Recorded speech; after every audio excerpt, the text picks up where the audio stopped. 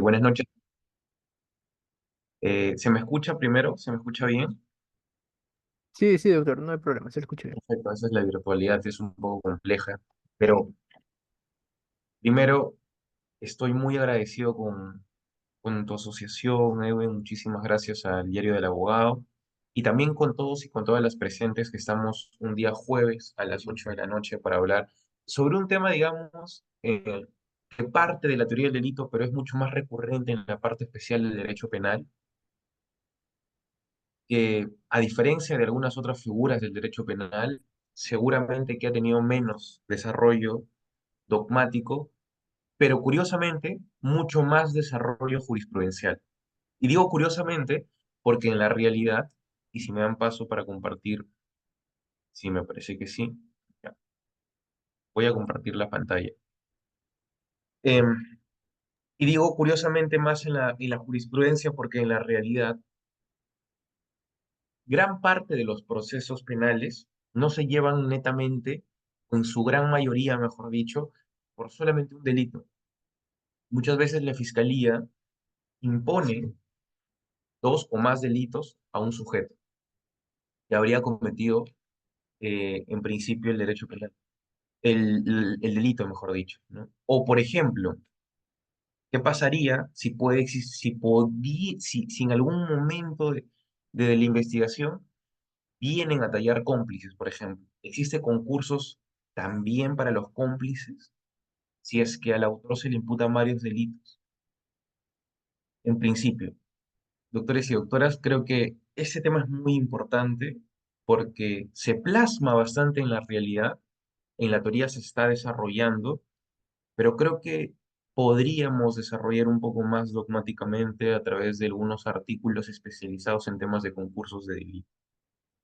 Bien, para hablar de la clase de hoy, vamos a enfocarnos en los tres concursos de delito que se asemejan, o por lo menos están, mejor dicho, regulados en nuestra ley.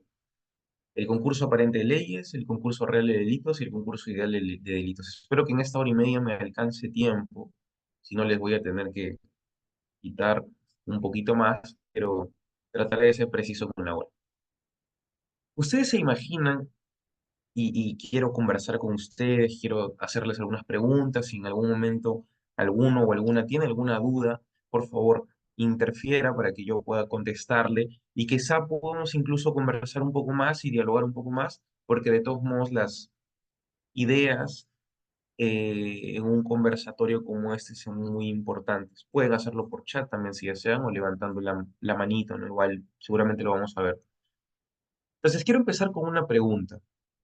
Imagínense que una persona comete 50 delitos dentro de un proceso de tiempo, hablo, no dentro de un proceso penal, dentro de una línea temporal en todo caso.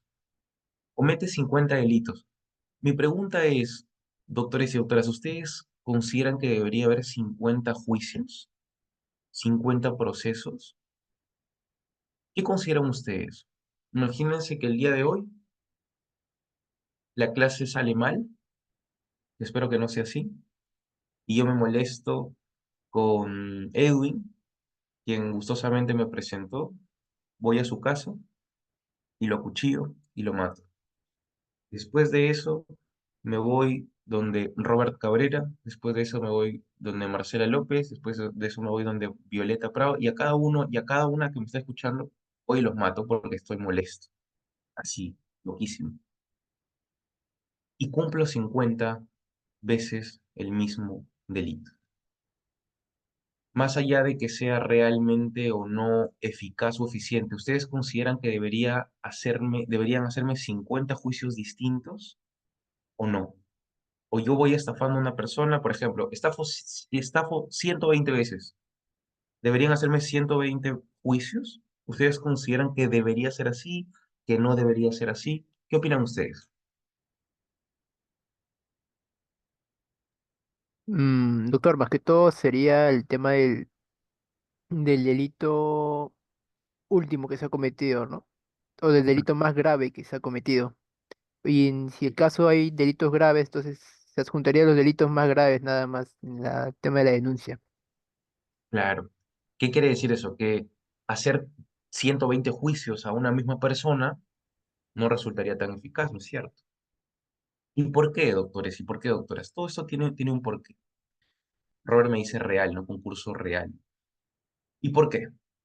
Una sola acción, me dice pluralidad de ilícitos. Muy bien, Rodrigo. Américo nos dice el abogado sí debe ser varios juicios, ¿no? Bueno, estamos entrando en todo caso en opiniones disímiles, pero existe, y lo cierto es que la respuesta tiene fundamentos legales y hasta constitucionales. Y podríamos incluso en algún punto hablar del concurso de delitos bajo la constitucionalización del derecho. La constitucionalización del derecho no es más que lo que existe detrás del texto constitucional. No es en ningún punto la redacción de la Constitución, sino lo que hay detrás de esa redacción. ¿Qué hay detrás de la Constitución? Principios y valores. ¿Podría ser eficaz conducir a una persona a un proceso 120 veces? ¿O es más eficaz en un proceso ver esos 120 delitos? Más allá del delito que yo cometí. Y la respuesta es, los principios deben ser eficientes. La norma debe hacer que el proceso en general para que se ejecute una determinada pena, o bueno, en principio lo más correcto ahora en la actualidad, una consecuencia jurídica, ya no pena, pueda llegarse bajo términos eficientes y eficaces. Y eso es lo más importante. Muy bien, vamos a tocar el delito en masa también, José. Todo lo que me han dicho a mí me da una muy buena impresión de ustedes porque voy a tener más facilidad para poder explicar en todo caso los delitos, sobre todo en este tema, el concurso de delitos. Entonces, ya teniendo previamente estas preguntas, voy a tratar de hacer esto en tres objetivos principales. El concurso aparente de leyes, el concurso ideal de delitos y el concurso real de delitos. Yo sé que después de esta clase, mínimamente, alguno de los tres, a todos les va a quedar algo de la carnecita, porque esto es muy importante, sobre todo para quienes trabajan en la fiscalía, sobre todo para ellos, incluso yo diría, ¿no? Pero también para quienes, en mi caso, somos abogados particulares, para quienes trabajan en un estudio. Muy importante, porque si ustedes ven alguna carpeta, pocas veces van a encontrar un solo delito, normalmente son varios los que cometen las personas, o por lo menos los que tipifica el fiscal en un inicio y luego mejorando su teoría del caso. Y eso está bien. Entonces, como ya les comenté desde un inicio, esto lo vamos a hacer un poco más rápido porque ya hemos hecho la introducción, ¿no? ¿Qué sucede con la regulación penal? Bueno, se tienen que regular siempre los comportamientos que pueden caer en diferentes tipos penales. Para hablar de concursos, algo muy parecido digamos, en el derecho civil a los concursos de acreedores, cuando existe un deudor, pero hay varios acreedores. En el derecho penal es un poco parecido, pero en vez de que exista un deudor, existe un hecho o varios, y en vez de existir varios acreedores, existen varias leyes o varios delitos. Y justamente por eso se habla de concurso. Entonces, para poder determinar una persona comete varios delitos, tenemos netamente que relacionar justamente estos delitos a estos hechos. Esto es muy importante, doctores y doctoras, porque si nosotros no relacionamos el hecho al delito, entonces en ningún punto vamos a poder ni siquiera tan analizar bien la teoría del delito que tanto nos gusta a muchos de nosotros. Por eso, para hablar de estos concursos, cuando existe una conducta y existen varias normas que podrían ser aplicables y otras que necesariamente deben ser aplicables, tenemos que hablar de estos tipos de concursos. Y para esto están el concurso aparente de delitos, que básicamente no es más que otra cosa que un delito, existe un hecho, existe un delito desplazante y puede haber dos o mil o infinitos delitos desplazados, ya yéndonos hasta lo más extremo. Pero también está el concurso propio de delitos, ¿no? En el que aquí, a diferencia del concurso aparente de delitos, existen varios tipos penales que sí o sí deben ser aplicados.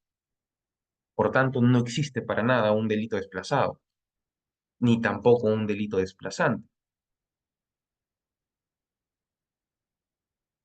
A ver, acá me dice delito, Nereida me dice, delito es instantáneo, permanente, continuo y continuado. Ya, bueno, esa es una forma de consumación que también tiene muchísimo vínculo. Muy bien, gracias, Nereida. Y lo vamos a tocar, Nereida, y lo vamos a tocar en el concurso de leyes.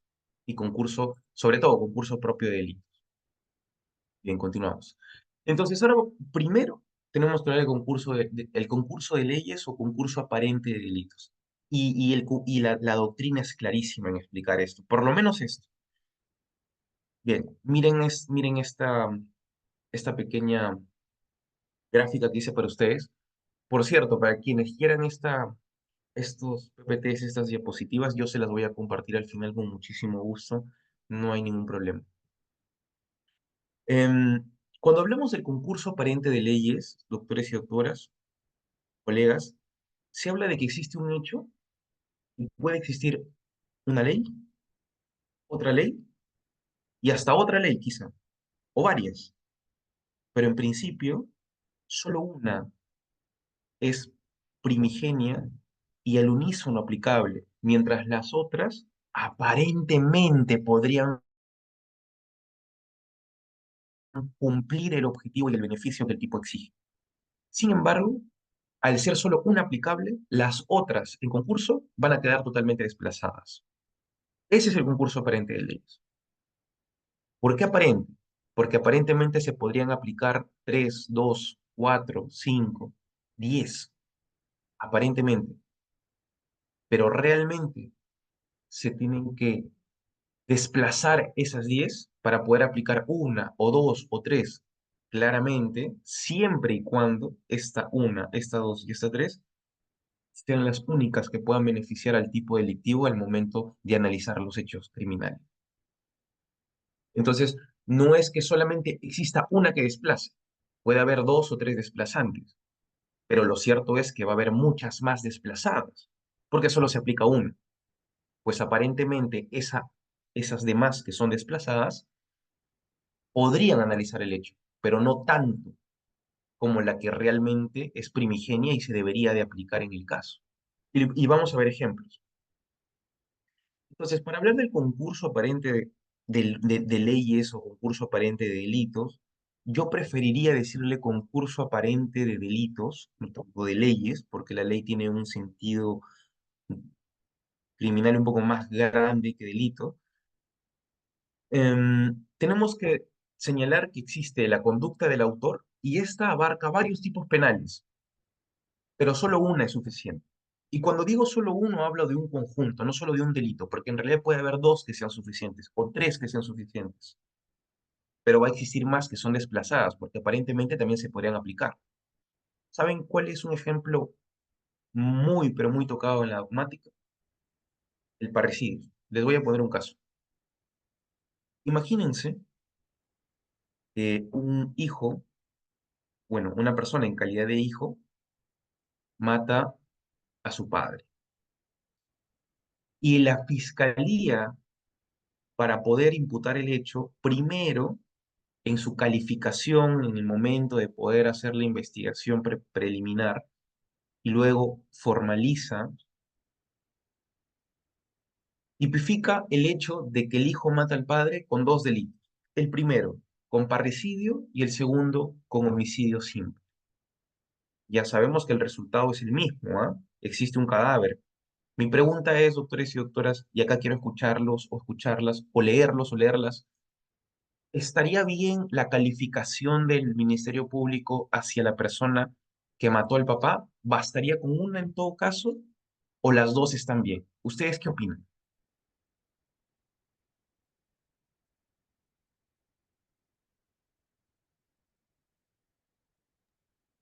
Doctor, tengo entendido que se aplica, esto se estaría aplicando el parricidio aplicando un principio que es común en el Ministerio Público, el principio de celeridad.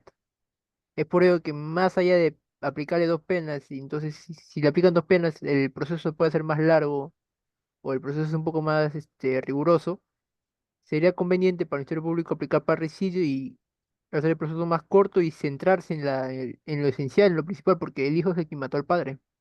Ujú. Y Muy hay un bien, tip, y hay un tipo penal ya especificado en el Código Penal, entonces nos centramos en algo concreto. nos centramos en algo concreto y más específico, así también como nos dice Jerry, considero que es parecido. Porque si bien las dos conductas, doctores y doctoras, bueno, en este caso, los dos delitos, mejor dicho, parecieran ser o tener el mismo resultado que es la muerte de alguien, el tipo penal es un tipo penal derivado y a la vez cualificado porque es más específico por el contexto de los hechos. No es que una persona A mate a una persona B sin que la conozca o conociéndola, no interesa eso. Existe una relación paterno-filial, un vínculo paterno-filial, que ya la norma lo prevé. Y que si bien ambas normas tienen el mismo resultado, que es la muerte, una de ellas es mucho más específica por el vínculo paterno-filial. Y eso, doctores y doctoras, produce un ejemplo de la apariencia de normas, que el Ministerio Público en un principio podría decir que son ambas, aparentemente, pero solo se aplica una. Y el delito desplazante sería el parricidio para que el delito desplazado sea el homicidio simple, ¿no es cierto? Por tanto, solo una ley asume el desvalor de las otras. Es así de simple. Ahora, hay casos en los que la situación se vuelve más compleja, pero no está ah, en lo general. Pero curiosamente he visto que muchos profesores se confunden un poco al utilizar estas categorías.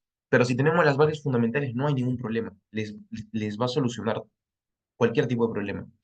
Entonces, para que nosotros podamos decidir que un delito desplaza a los demás porque aparentemente pudiera existir una suerte de varios delitos, pero en realidad solo se puede aplicar uno, nosotros, dentro de nuestro análisis, dentro de nuestra cabeza, aplicamos principios y a veces bueno, muchas veces de forma inconsciente. Uno, el que nos dijo Edwin hace un momento, el principio de especialidad. ¿Qué es el principio de especialidad? Lo vamos a tocar cada uno, pero en principio es que existe un tipo penal específico que desplaza al general. Y el principio de especialidad nos hace recordar bastante a la teoría del derecho en general. También existe un principio de especialidad normativa. Por ejemplo, si existe una norma especial,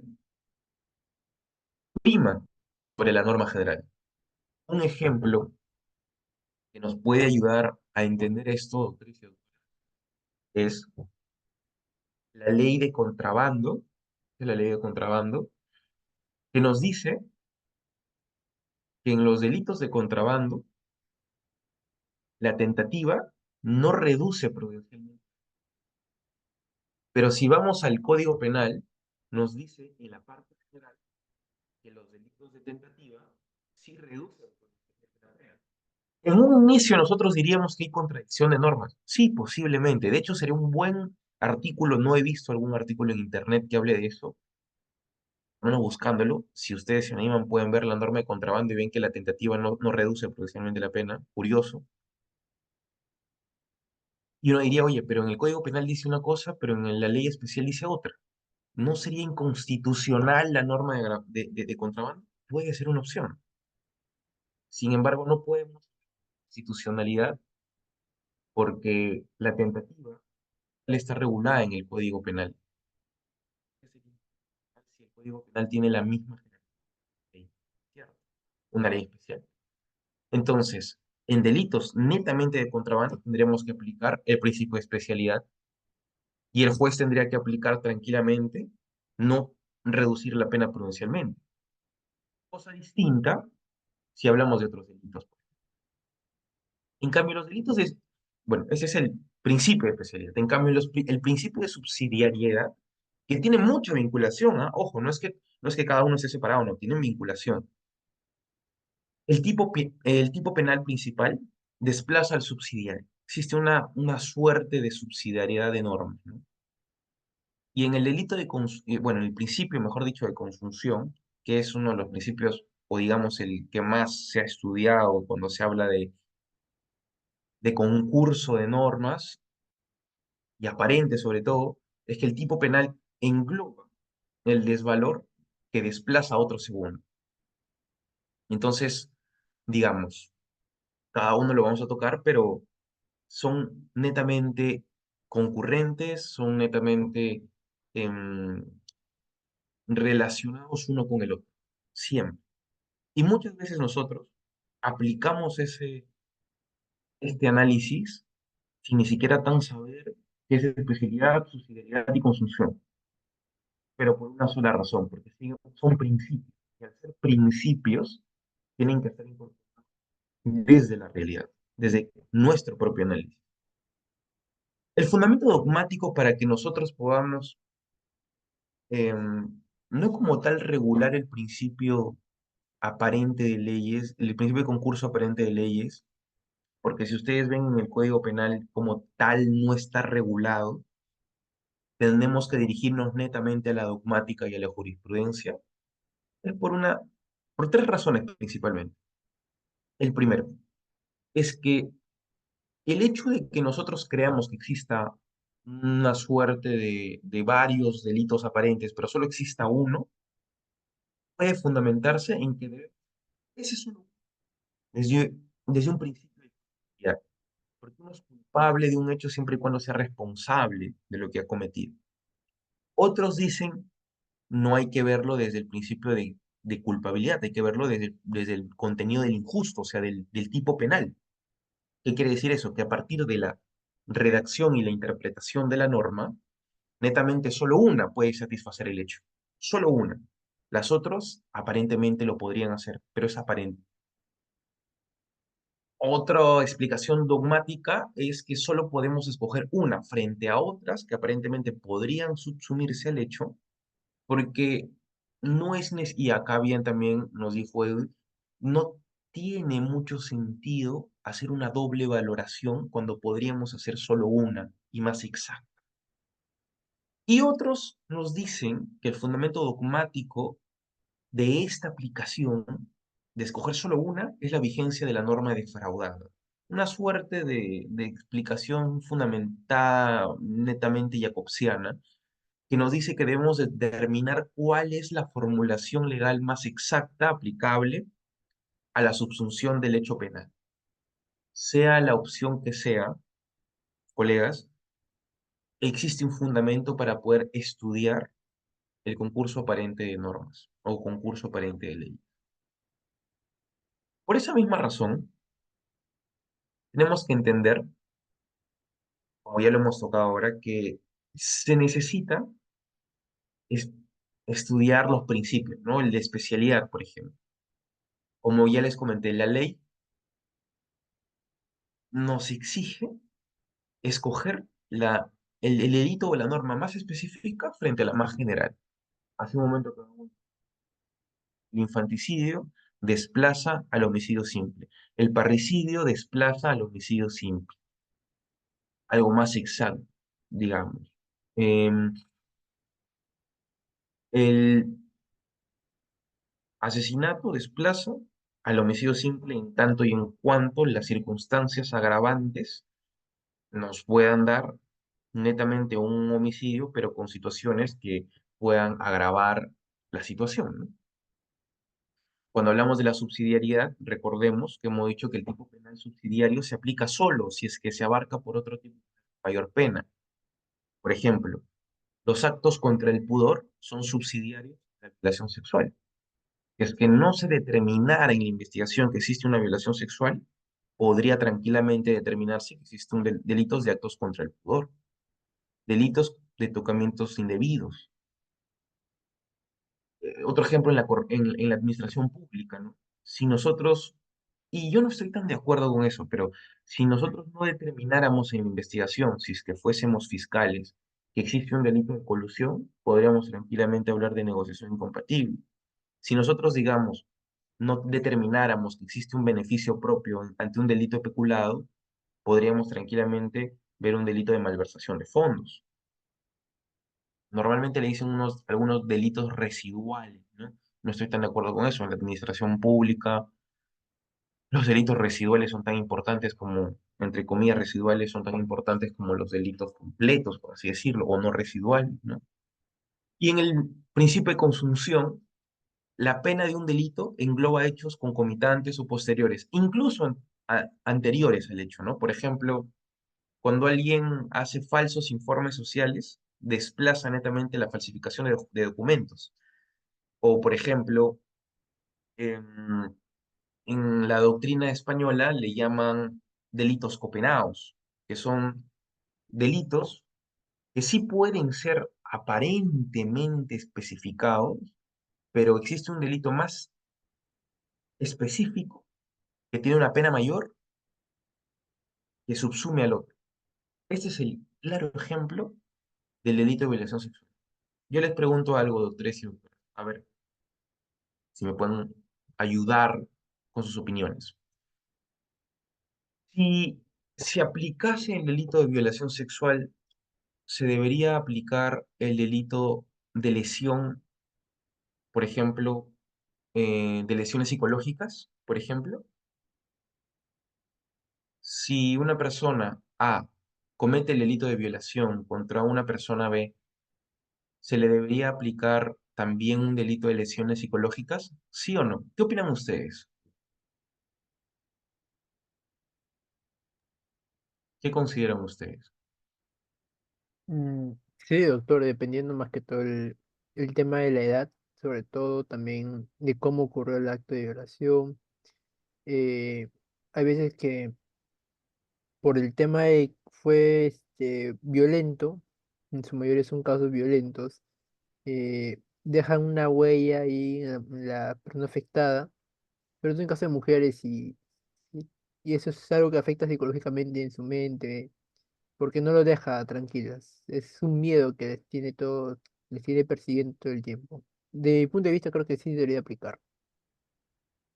Edu nos dice que sí. Robert nos dice consunción. Isaías nos dice, ¿tiene que ver la gravedad de la pena? Es una buena pregunta, Isaías. En parte sí, por una parte sí. ¿Y por qué digo por una parte? Porque la opinión que es disímil de Edwin no es una opinión, digamos, minoritaria. También es una opinión, él nos dice, ¿no? Va a depender mucho de la situación y el contexto.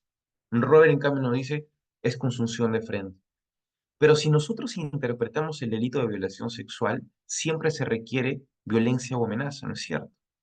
El bien jurídico va contra la libertad sexual de la víctima. Al hablar de violencia o amenaza, estamos hablando, como la doctrina española le llamaría, actos copenados. ¿Por qué copenados? Y ahí viene la pregunta de Isaías. Porque la pena engloba también delitos que podrían subsumirse al hecho. Pero ese delito específico ya desplaza a los otros. En pocas palabras, lo que normalmente haría el tribunal al momento de resolver, o lo que se esperaría que haga bajo un principio de predictibilidad, es que solo impute el delito de violación y deje de lado el delito de lesiones, en el entendido de que el delito de lesiones integraría incluso parte del delito de violación. Y los hechos, el delito de violación sería mucho más específico también incluso que un delito de violación, a pesar, a pesar de que nosotros podamos decir, deberían ser los dos delitos, pero uno es copenado del otro. Ahora, yo creo, tratando también de apoyar la postura de Edwin, porque me parece correcta, es que deberíamos verificar también cuáles son los bienes jurídicos, ¿no? Porque los delitos de lesiones básicamente tienen un bien jurídico protegido o un interés penalmente relevante, como quieran llamarlo ustedes, la salud o la libertad de la salud. En cambio, la violación sexual, la libertad sexual, no son bienes jurídicos iguales. Eso podría apoyar tranquilamente lo que postula Edwin.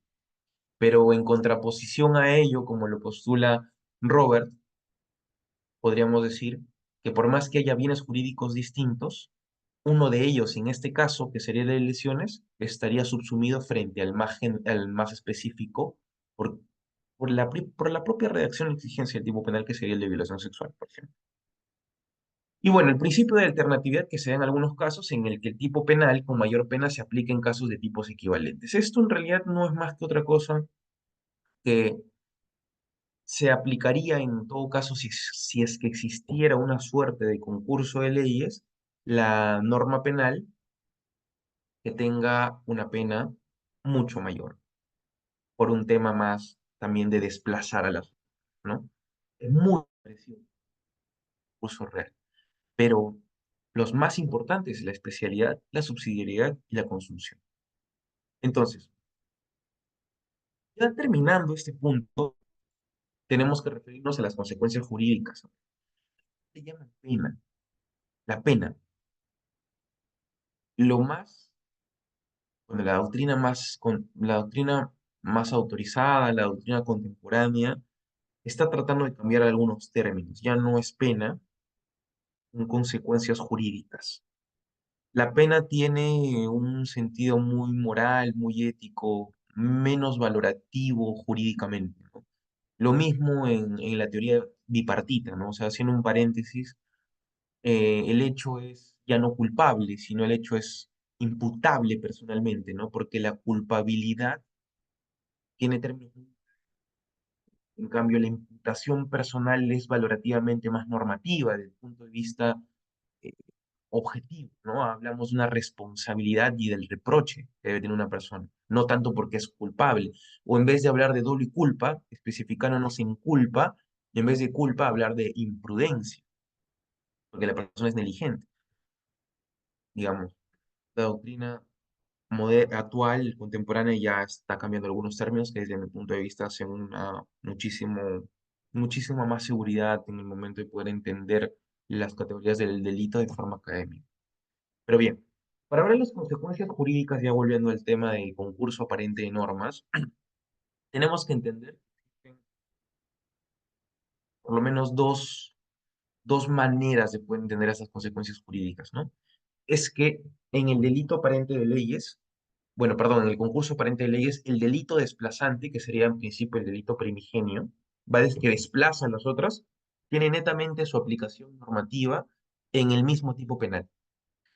Es decir, o sea, si el hecho es un hecho eh, de parricidio y desplazamos el homicidio, tenemos que aplicar el parricidio. Ya las demás no interesan para él. Ya no importa. Y también está el de recuperación de aplicabilidad, en el que básicamente tenemos que entender que existen los tipos penales desplazados pueden recuperarse si es que no se puede aplicar otro tipo penal desplazante. Esto es interesantísimo.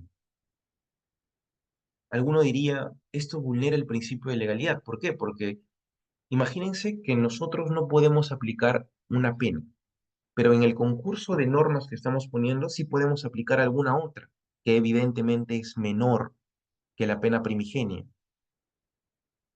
Podríamos tranquilamente, la dogmática así lo señala, aplicar una norma, un delito distinto, o sea, una consecuencia jurídica o una pena de un delito distinto a ese mismo delito, si es que en ese mismo delito no se puede aplicar una pena como tal. Podríamos incluso aplicar medidas de seguridad. Curiosamente así lo dice la doctrina y yo creo que no vulnera el principio de legalidad, porque el principio de legalidad incluye interpretaciones también. Y una de esas interpretaciones podría ser también una interpretación de lo que conduce uno de los artículos penales, que básicamente es un delito que podría aplicarse como consecuencia jurídica a otro, ¿no? Si existiesen algunos, alguna apariencia de normas en un hecho. Eso es curioso, no lo he visto todavía en alguna jurisprudencia peruana, no lo he visto, pero la dogmática lo acepta. Bien, ya hemos terminado el concurso aparente de normas. Yo creo que lo que tiene que quedarles claro, colegas, ahora es este cuadro, esta gráfica, ¿no?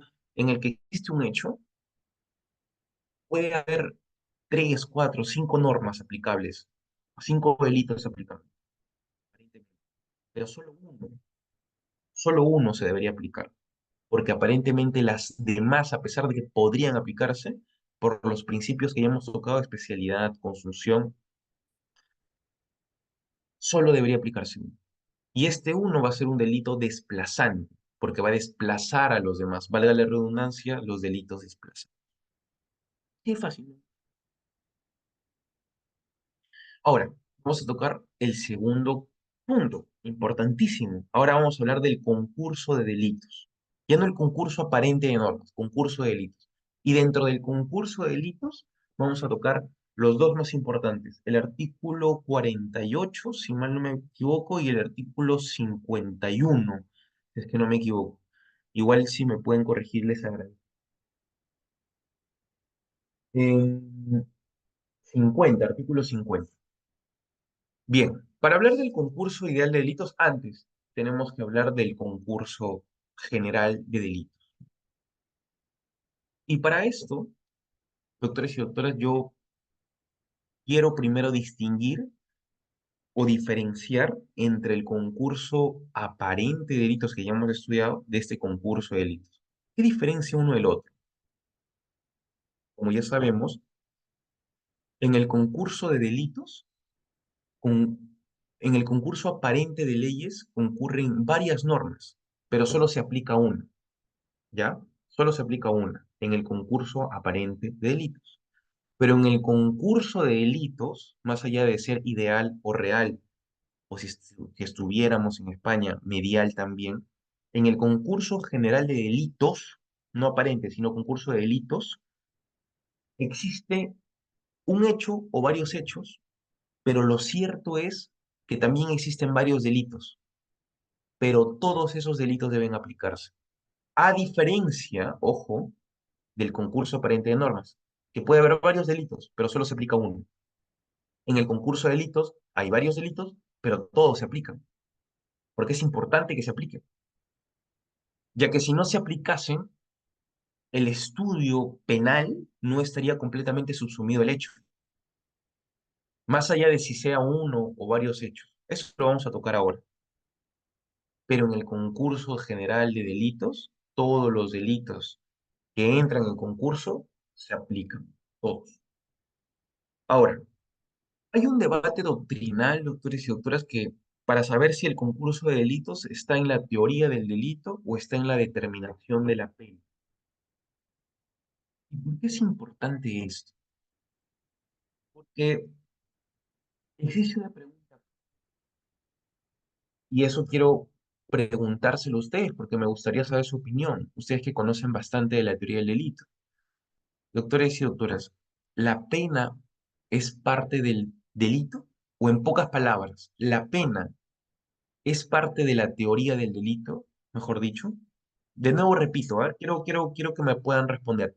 ¿La pena es parte de la teoría del delito? ¿Sí o no? ¿Qué me dicen ustedes? El doctor Robert Cabrera nos dice no. Ujú. El doctor Luis Caña, Callañaupa nos dice no, también va por la misma línea. La doctora Marcela nos dice la pena es una consecuencia del delito, mucho más dogmática. El doctor Isaías nos dice es una consecuencia. Muy bien. ¿Qué nos dicen los demás, doctores y doctoras? De nuevo repito, ¿la pena es parte del delito? O como quieran decirlo ustedes, ¿la pena es parte de la teoría del delito? ¿Sí o no? ¿Qué nos dicen? ¿Qué consideras tú, Edwin? ¿Sí? ¿No? La pena, mm, no, no lo veo tanto así como un bien de delito. Distinto, ¿no? Sí.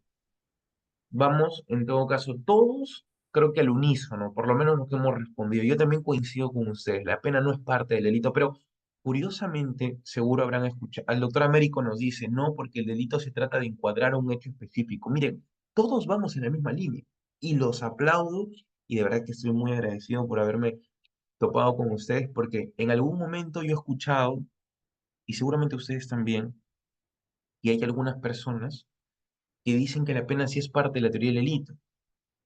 De tal modo que incluso dicen algunos que el delito tiene cinco categorías, ni siquiera dos, ya, ni tres, tiene cinco. Que el delito es una conducta, es una acción, uno, antijurídica, dos, típica, tres, culpable, cuatro, y punible.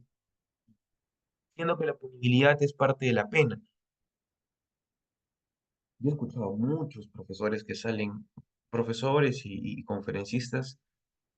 Yo no estoy de acuerdo con ellos porque, por varias razones. La razón más específica, por la brevedad del tiempo, porque esto incluiría una de tiempo, pero a ver, académicamente, académicamente, teoría del delito es un análisis distinto a teoría de la pena, académicamente. En los hechos, hablemos de los hechos. Nereida no dice la pena es la que estudia la consecuencia legal, perfecto. En los hechos, doctores, les pregunto algo. Si yo cometo un delito, ¿automáticamente me voy a la cárcel? ¿Sí o no? ¿Qué opinan ustedes? Si yo cometiera un delito ahora, ¿automáticamente ya estoy en la cárcel? ¿O para eso tengo que esperar un proceso? ¿Qué dicen ustedes? El doctor Luis nos dice no, la doctora Vilamina nos dice no, la doctora Marcela nos dice no. Incluso les voy a preguntar algo más, ¿ah? Ahora responden. Si yo cometiera un delito en flagrancia, mira, me están agarrando, hay flagrante, ¿me voy a la cárcel automáticamente, sí o no? No, tampoco. Hay todo un proceso también por los temas fragancias. Exacto. ¿Qué nos dice eso? Que el delito es previo a la consecuencia jurídica de este, ¿sí o no? ¿Sí o no, doctores? Hasta en los hechos, el delito siempre es previo a una consecuencia jurídica. Otra pregunta más y terminamos, para dejarles clara mi posición. ¿Todos los delitos tienen una pena, sí o no? Miren, miren lo que les pregunto, porque los que son totalmente defensores de que la pena es parte del delito dicen, pero todos los delitos tienen una pena. Pregunto, doctores y doctoras, ¿todos los delitos tienen una pena, sí o no?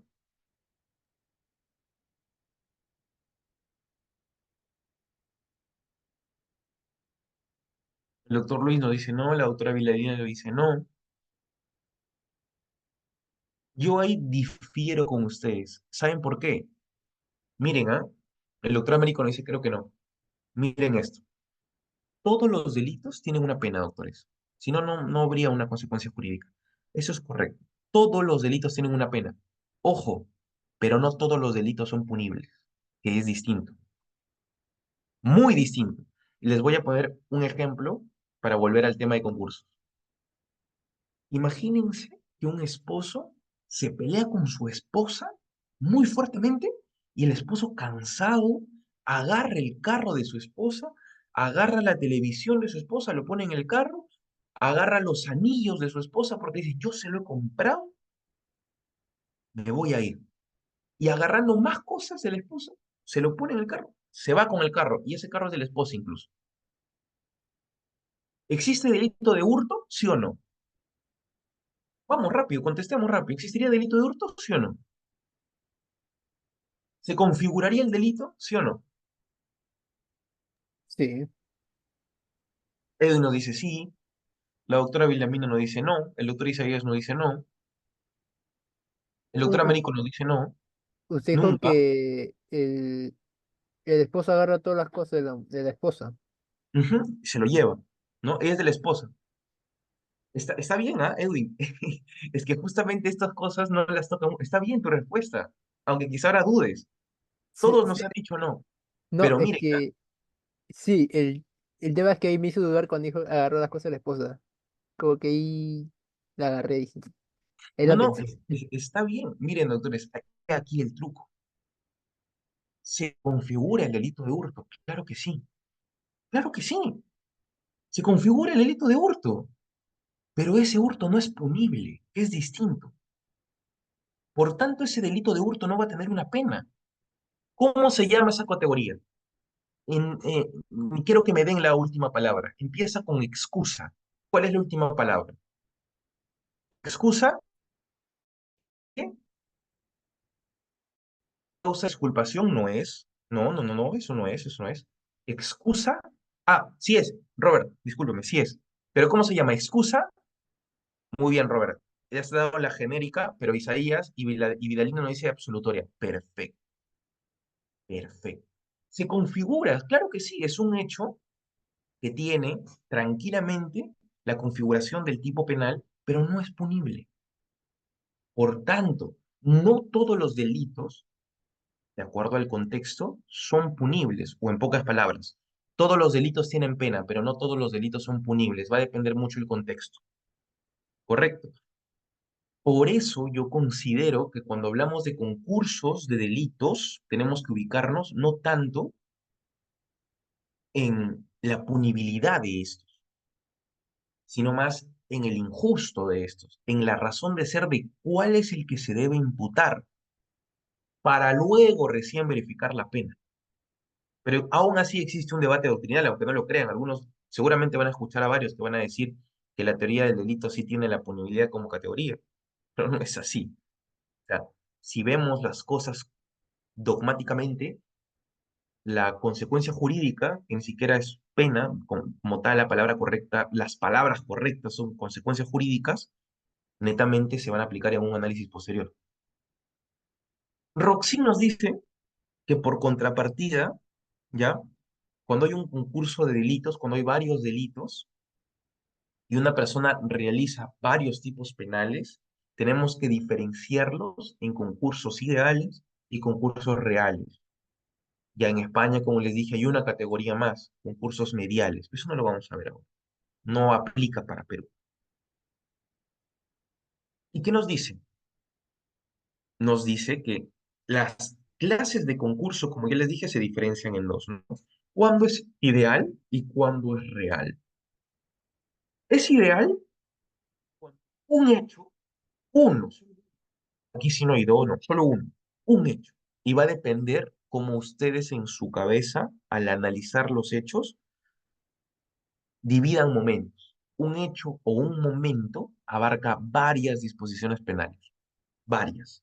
Concurso ideal de delitos. Un hecho concurre dentro de varios delitos. ¿Ok? Dialina, al final lo tocamos, el concurso medial. No es tan diferente, pero en España está curiosamente regulado. Pero al final lo tocamos, no te preocupes, yo quiero tocar eso también, si es que nos alcanza tiempo. En cambio, el concurso real de delitos, miren, no tiene un hecho, tiene varios. Y también tiene varias disposiciones penales que se deben aplicar. Porque los tratamientos delictivos son diferentes. Pero hay varios hechos. O sea, ya no son uno, momento dos, momento tres, hasta los momentos que tú quieras. Y en esos momentos que tú quieras, hay varios delitos. Entonces, ya teniendo esto y diferenciando que el concurso ideal es solo un delito, un hecho o un momento, y el concurso real puede ser uno, dos, tres, cuatro momentos, vamos a entender que para hablar de concurso tenemos que hablar de unidad de acción. Ahora, ojo, la unidad de acción en concursos penales no es la acción en la teoría del delito, es diferente. Y ahí por eso que muchos profesores confunden o no tratan mucho el concurso porque justo esa es la parte o la carnecita del asunto, ¿no? La unidad de acción, y eso lo comenta ya el profesor Percy García Cabero, lo explica muy bien en la edición 3 de su texto de Derecho Penal, parte general, nos dice que es la unidad en la ejecución de un comportamiento típicamente relevante. Es decir, como les dije, quiero dejar sentado esto por lo menos. La unidad de acción en el concurso de leyes, no, en el concurso de delitos, no es la acción en la teoría del delito. En la teoría del delito, la acción penalmente relevante siempre va a ser definida como una actividad controlada por el hombre. Ya en teoría del delito, la acción es la actividad controlada por el hombre. Pero en el concurso de normas, el principio de unidad de acción tiene que ver con el análisis que haga una persona para poder distinguir momentos. De modo que solo exista una acción genérica que genere un momento, un hecho. Por eso es la unidad en la ejecución de un comportamiento típicamente relevante. Ahora, para eso podemos entenderlo, unidad de acción, podemos entenderlo como algo, por ejemplo, una persona golpea consecutivamente a una víctima, ¿no? Yo les pregunto, doctores y doctoras, miren, si un sujeto A golpea a un sujeto B, lo golpea 5 veces, 5 veces. ¿Cuántos momentos hay? ¿Un momento para analizar esos golpes o 5 momentos? ¿Cómo lo analizarían ustedes? ¿Habría por cada golpe un delito de lesión? Es decir, ¿esa persona cometería 5 veces el delito de lesión o solo una vez? ¿Qué opinan ustedes?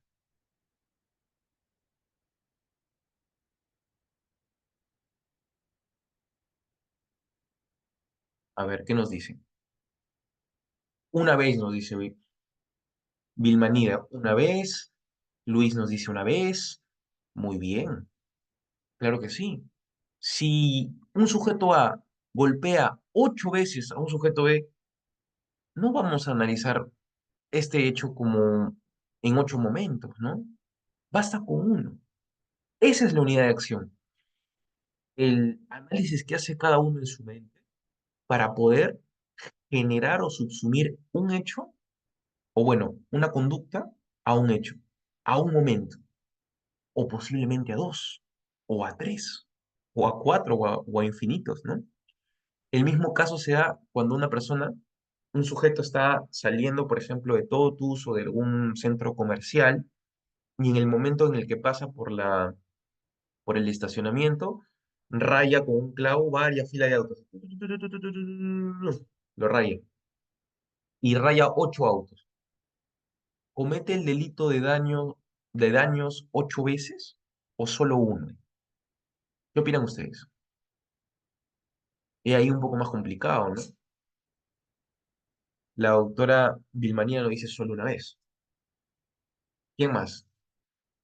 ¿Quién más apoya la tesis de la doctora? Yo apoyo la tesis de la doctora. Solo lo comete una vez. Unidad de acción. Por más que lo haya hecho 8 veces. Porque en nuestro análisis mental del delito, entendemos que existe una unidad de ejecución del delito.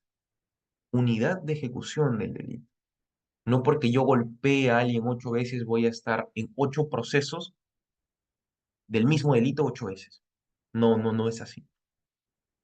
Entonces, si esto ustedes lo entienden, no van a tener problemas cuando hablemos del concurso de delitos. Justamente he aquí, digamos, el punto de quiebre de la explicación correcta de las incorrectas, ¿no? Entonces, ahora sí vamos a hablar del concurso ideal de delitos ya teniendo esto en cuenta. Para esto, ¿existe alguna duda? ¿Existe, aparte de la que me dijo la doctora Vilmanía, que la vamos a tocar sobre el concurso medial más adelante, que no aplica para nuestra normativa, pero sí para la española? ¿Existe alguna duda que tengan ustedes?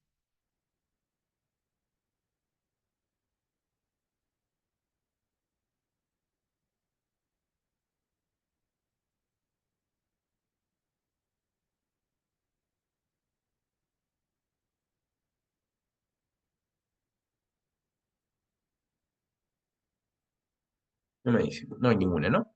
Está bien. No, al Para- parecer no. Perfecto, gracias. Para entender el concurso ideal de delitos, así como lo hemos entendido en una gráfica, el concurso aparente de normas o aparente de leyes penales, el concurso ideal de delitos se grafica de la siguiente manera. Miren, ¿ah? Un hecho, varios delitos. Un hecho, varios delitos. A ver, les pongo un caso. En la época del... ¿Escucharon hablar de los cochebombas alguna vez? ¿Sí? ¿Saben qué son los cochebombas? ¿Sí? Sí conocen los cochebombas. Ya.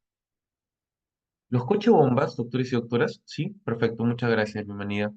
En en Ayacucho era muy, muy, muy común esto. Yo soy de Ayacucho, vengo de Ayacucho, entonces, si bien yo no viví, gracias a Dios no viví esa etapa muy catastrófica, yo tuve la oportunidad de escuchar muchísimas historias sobre todo de estos cochebombas en los que venía bueno, algunos dicen incluso que hasta había una suerte de militares que también hacían eso, ¿no? Pero bueno, más allá de eso, los terroristas ponían coche bombas y los explotaban y morían varias personas.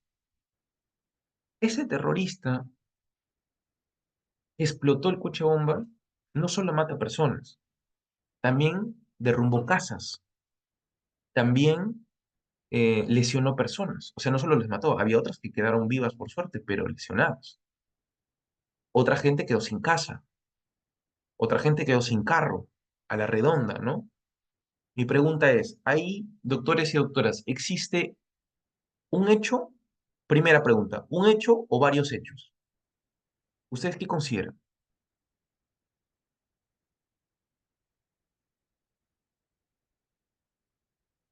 La doctora Violeta, muy bien, nos dice, existe solo un hecho, muy bien. ¿Alguien piensa distinto también? Válido.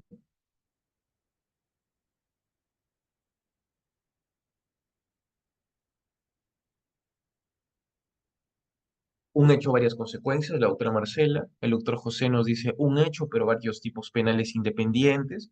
El doctor Isaías, un hecho. Perfecto. Claro que sí, solo existe un hecho. ¿Por qué? A ver, por lo anteriormente dicho. Unidad de acción. Nuestro análisis nos dice que eso es un hecho. Siguiente pregunta. Este es un hecho, doctores y doctoras. Creo que ya quedó primigeniamente establecido por nosotros. Siguiente pregunta. ¿Solo hay un delito o hay más delitos? ¿Qué opinan ustedes? El doctor Luis nos dice hay más, ¿correcto? Pregunta siguiente. ¿Se aplica solo un delito? La doctora Violeta muy bien nos dice existen varios delitos. Siguiente pregunta. ¿Se aplica solo un delito o se aplican todos los delitos? ¿Qué opinan ustedes? A ver, ¿se aplica solo uno o todos los delitos? Varios delitos, doctor. El doctor Edwin nos dice varios delitos. La doctora Marilino dice varios delitos. Perfecto. Claro que sí, ven que esto ustedes, sin necesidad de que agarren un papel, una hoja, lo discutan fuertemente, ya lo saben. Aparte de porque seguramente tienen un gran espíritu penalista, su sistema neuronal en el que ustedes analizan los hechos está a tope, está muy fuerte y les felicito y me sorprende. Pero, digamos, ese terrorista que explotó el coche bomba, a pesar de que haya cometido solo un hecho, ha generado varios delitos en un solo hecho, en un solo momento. Y esos varios delitos deben aplicarse. Por tanto, si nosotros nos vamos, doctores y doctoras, al Código Penal, el artículo 48, em, tenemos que entender que nos dice varias disposiciones penales. Esa misma aplicación de esas varias disposiciones penales, con otras palabras, delitos, varios delitos se aplican al mismo hecho. Varios delitos se aplican al mismo hecho. Cumbre en los coches bombas en la época del terrorismo. Entonces, ante el principio de unidad de acción, nosotros decimos que existe solo un momento, ¿ya? Pero naturalmente ese momento, en ese hecho, por causas naturales o temas causalistas, se ha generado, no me gusta hablar mucho del sistema causalista, pero en este caso aplica, ese hecho generó o causó varios delitos, naturalmente. O sea, por temas naturales, la explosión generó muerte, generó lesiones, generó daños, generó delitos de terrorismo también. Ahora, para hablar del concurso ideal de delitos, no necesariamente tenemos que hablar de varias cuestiones legales. Podemos hablar de la misma, doctores. Podemos hablar de la misma. Pero esto va a pasar si es que el concurso ideal es homogéneo. Es decir, un propio delito, un delito tiene la misma infracción penal, pero en diferentes, se puede entender así, ¿no? Un hecho.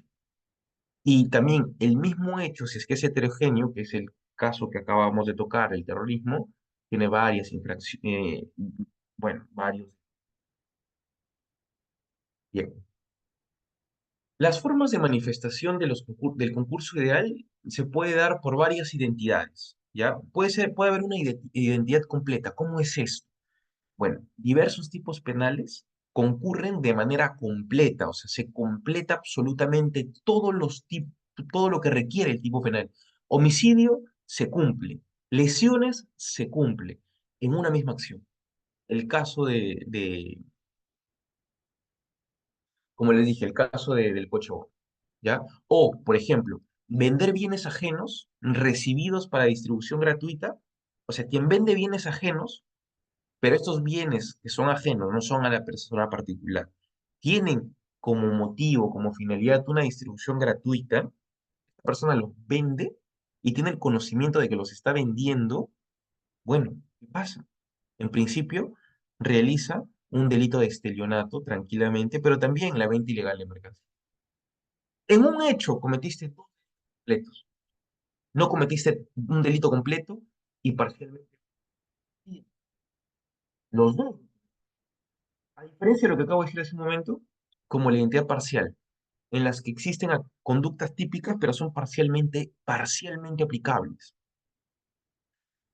Imagínense, vamos al mismo caso, al mismo caso de. Acá debería ser otro ejemplo, discúlpenme. Pero vamos al mismo caso de, de, la, de los coches bombas, doctores y doctoras. Y en este coche bomba, mm, no, curiosamente no derrumba ninguna casa, ¿ya? Porque lo hace en el centro del parque, justo en el centro del parque, Parque Sucre.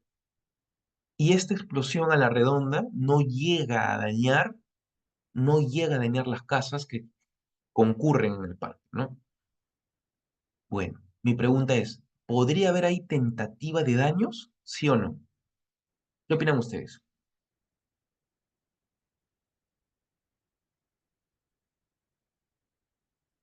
A ver, pensemos un poco. Estas cositas a veces parecieran fáciles, pero sí tienen un poquito de análisis ahí que toma tiempo.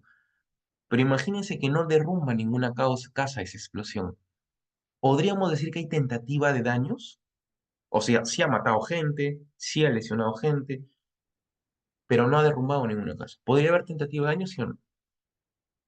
¿Qué opinan ustedes? Sí, porque el objetivo del coche bomba era causar daños en sí. Eso el coche no lo ponen por así por así. Tiene un objetivo que es causar daño tanto al bien jurídico que viene a ser la sociedad y el Estado. Mira, una opinión muy válida la tuya, Edwin. Y curiosamente, Juan dice, considero que no, distinto, ¿no? Pero esto a mí me da paso para poder decirles que justo en este momento, todos nosotros, todos, todos y todas, estamos haciendo dogmática. O sea, ahora ustedes son dogmáticos, ahora tienen el rol de dogmático.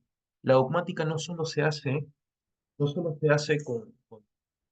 con textos, no solo se hace con libros, no, con libros como los que ven atrás. La dogmática también se discute en conferencias, y justo lo estamos haciendo ahora, y eso es muy importante.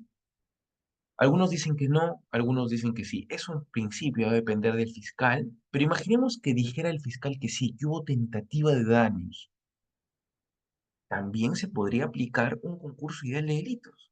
Entre muerte, bueno, homicidio, ni siquiera homicidio, sería asesinato, ¿no es cierto? Homicidio calificado,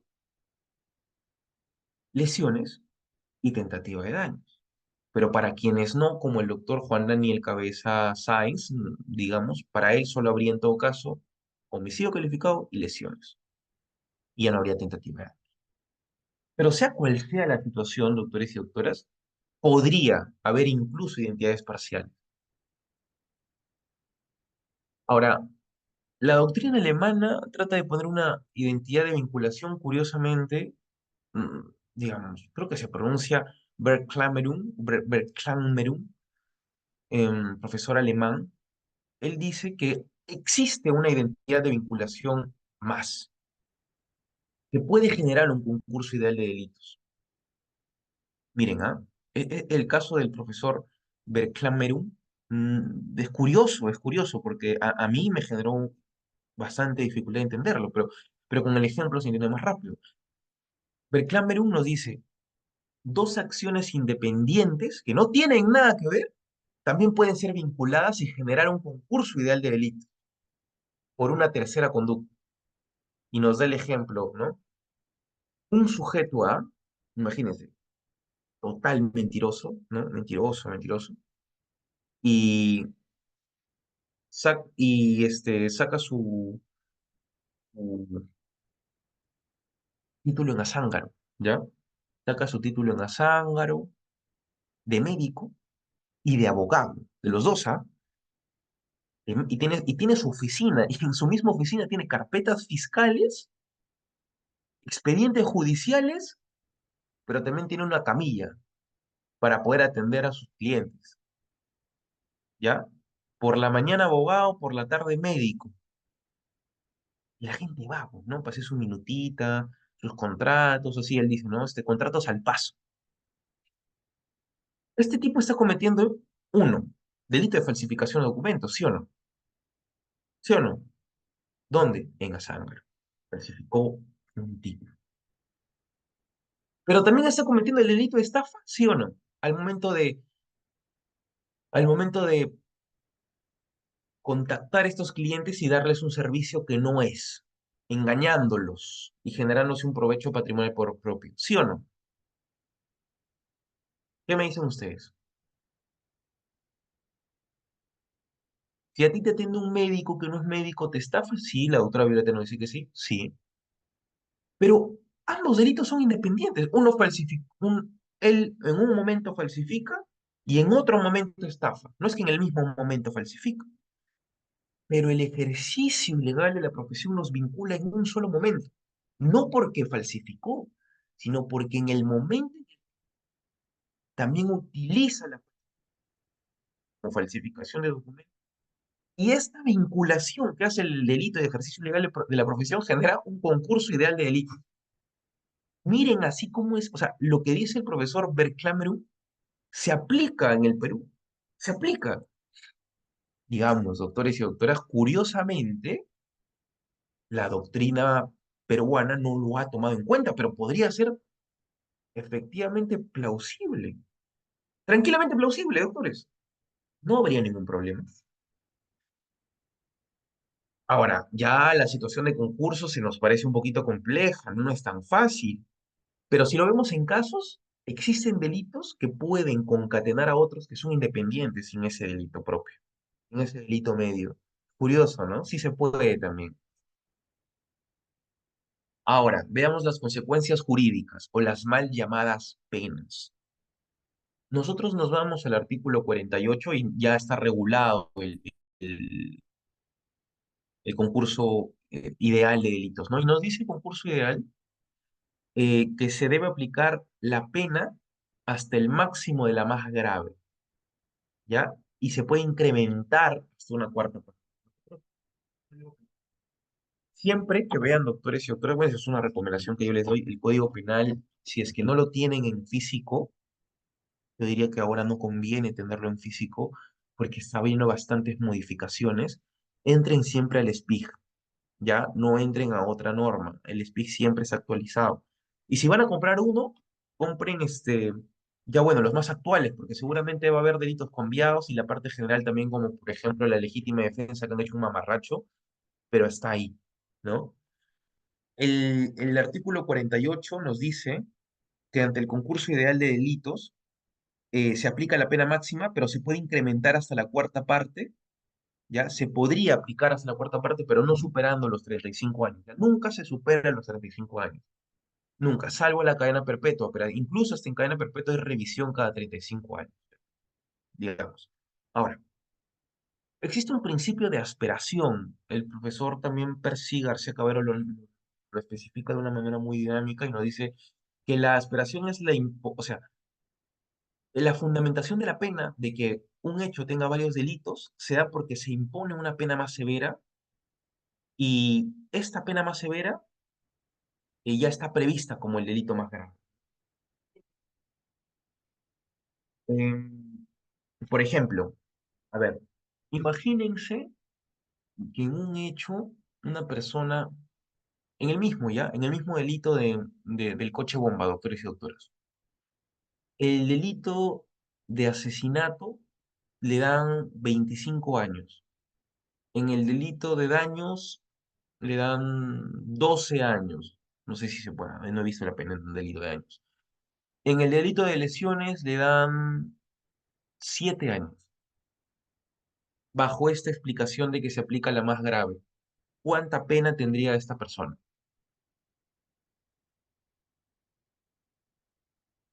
¿20, 12 o 7? ¿Cuál es el máximo?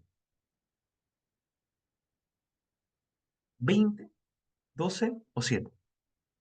Ya sé, somos abogados, no somos tan buenos en números, pero hagamos un pequeño esfuerzo. Marily nos dice 20, Violeta nos dice 20, muy bien, muy bien. La doctora Vilmanida nos dice 20, muy bien. Claro que sí, tendría 20. Ahora, ¿se puede incrementar por la situación de criterio del juez una cuarta parte? ¿Cuál es la cuarta parte de 20? 5, ¿no es cierto? Entonces, podría tener entre 20 y dice hasta, no es que en una cuarta parte, entre 20 y 25, ¿no es cierto? Si tiene entre 20 y 20, ¿supera los 35 años? ¿Sí o no? ¿Qué me dicen ustedes?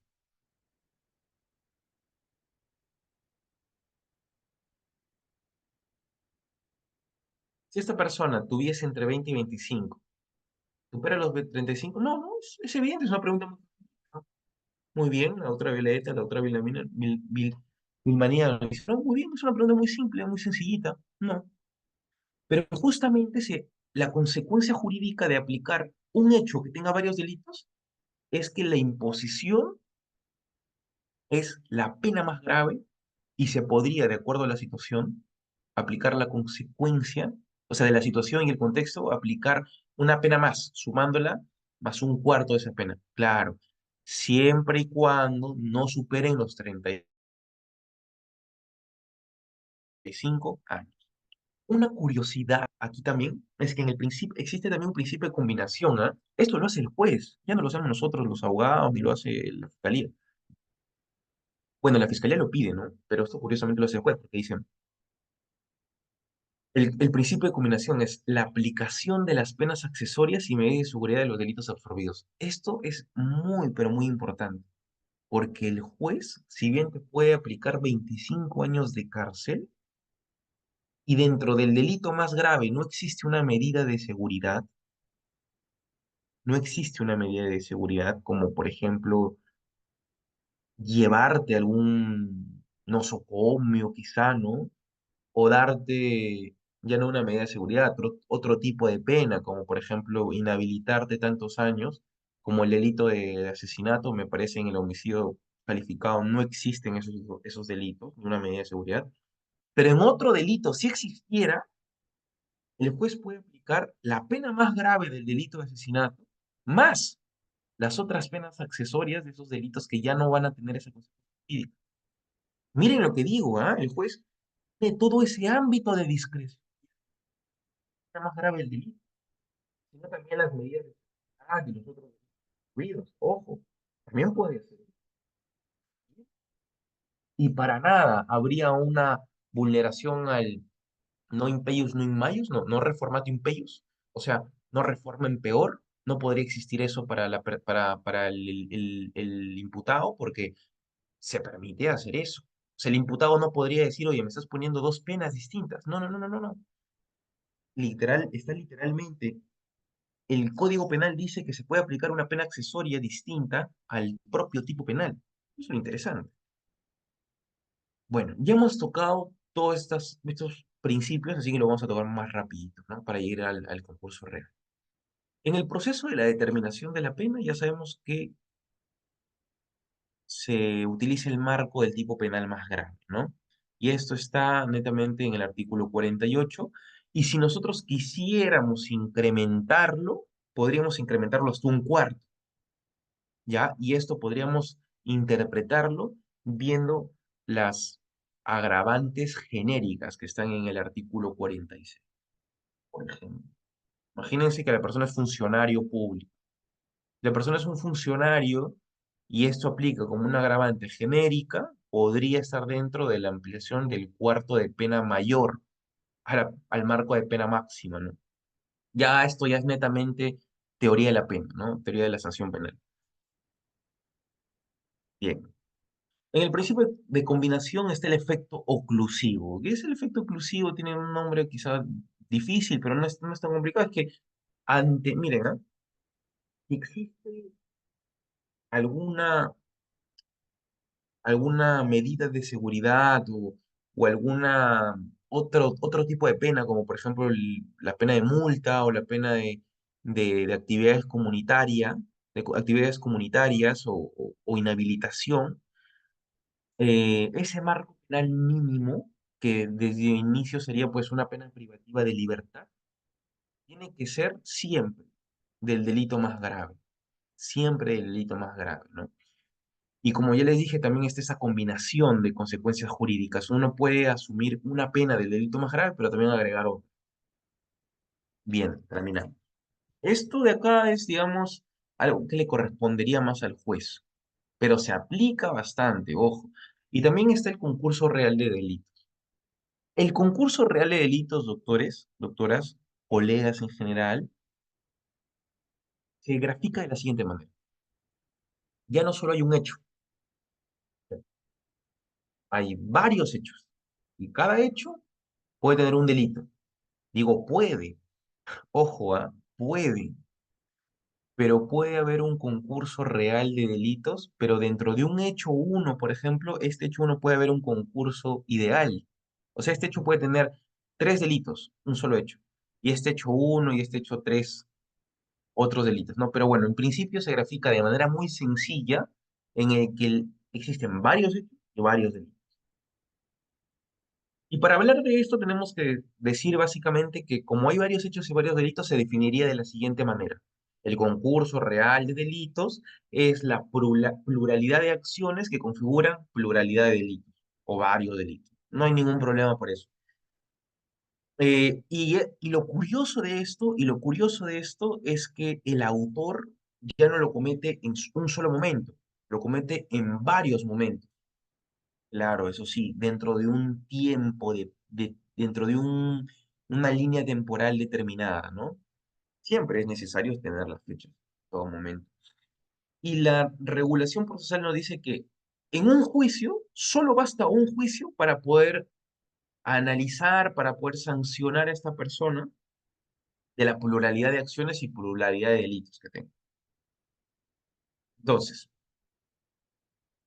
existen requisitos, así como el concurso aparente de normas y el concurso ideal de delitos, en el concurso real de delitos también hay requisitos.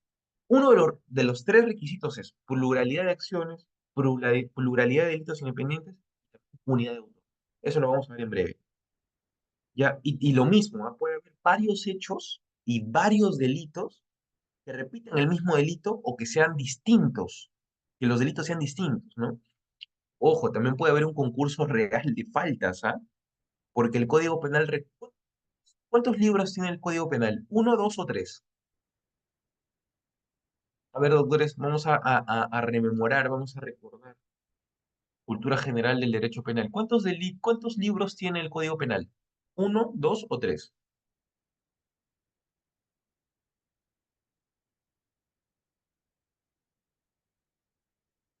La doctora Marcela nos dice dos. ¿Quién da menos, quién da más? El doctor Luis nos dice dos. ¿Quién da menos, quién da más? ¿Cuántos libros tiene el derecho penal? ¿Nos quedamos en dos? ¿Alguien más? ¿Alguien que diga tres? ¿Alguien que diga uno? ¿Mm? ¿Cuántos libros tiene el derecho penal? Vamos, vamos. Ustedes pueden. No me dejen Libros, solos. libros de derecho penal, doctor. ¿Cuántos libros, ajá, tiene el derecho penal? Bueno, el Código Penal, no el derecho penal. ¿Cuántos libros tiene el Código Penal? Tengo entendido que son más de 7, 8 por ahí. Libros, ¿ah? ¿Cuántas partes tiene el derecho penal? A ver, un momento. Ya, les doy la respuesta. Ya, muy bien, José. Muy bien. Muchos consideramos en un inicio que tiene la parte general y la parte especial. Ujú. Sí, sí la tienen. Claro que sí, pero son tres. Ahora mándame. La parte general y la parte especial. Puede haber lesión. ¿Ya? De nuevo, ¿ah? Parte general, parte especial, libro de... Tres libros, ¿ah? Tres libros. Bien. Pasando esta, como, es que a veces hay cosas que, digamos, son tan básicas que muchas veces la vemos y no la recordamos ni siquiera, ¿no? Por ejemplo, si yo les pregunto qué es un bien jurídico, o sea, siempre hablamos del bien jurídico, pero ¿saben qué es un bien jurídico? Por ejemplo, ¿saben qué es un bien jurídico? ¿Se han puesto a pensar en eso? Porque siempre decimos, el bien jurídico del homicidio es la vida. En realidad ni siquiera es la vida, es el proyecto de vida como tal, ¿no? ¿Saben qué es un bien jurídico? Hay cosas que están ahí en el aire y a veces ni las sabemos. Yo les voy a decir, bueno, dentro de todos, creo que los dos más autorizados, ¿no? El primero más antiguo, von List, profesor español. Él nos dice que es una cosa valiosa, así lo dice, ¿no? Cosa valiosa. Pero luego lo optimiza el profesor Klaus Roxin cuando escribe su libro Bien Jurídico y dice que el, ojo, anoten, ¿ah? Anoten. El bien jurídico es el interés, no derecho, ¿ah? El interés, algo valioso para que la sociedad viva en armonía a través de valores, a través de principios, y se garantice que el Estado pueda proteger los derechos fundamentales. Luis nos dijo una parte, valores sociales. ¿Ah? La doctora Vilmanía nos dice intereses de la vida de la comunidad a los que presta protección al derecho penal. Miren, así de fuerte es la definición del bien jurídico. Un bien jurídico no es un derecho. No hay que confundir cosas. Pero están ahí, ¿no? Digamos, los conceptos están ahí, doctores y doctoras. Pero a veces ni lo sabemos definir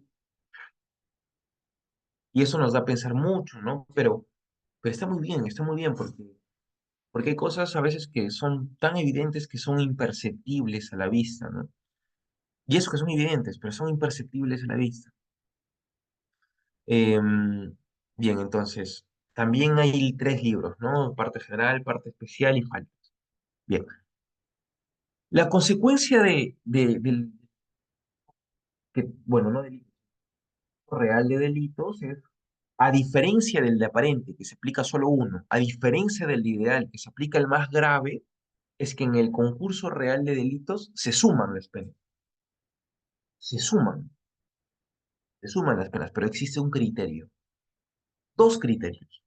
El criterio general es que no puede superar. En varios momentos un sujeto comete delito de homicidio, en otro de estafa, es un ranquedazo, ¿ah? Otro de organización criminal y el último de trata de personas. Toda la suma de delitos en diferentes momentos tiene 37 años. 37 años.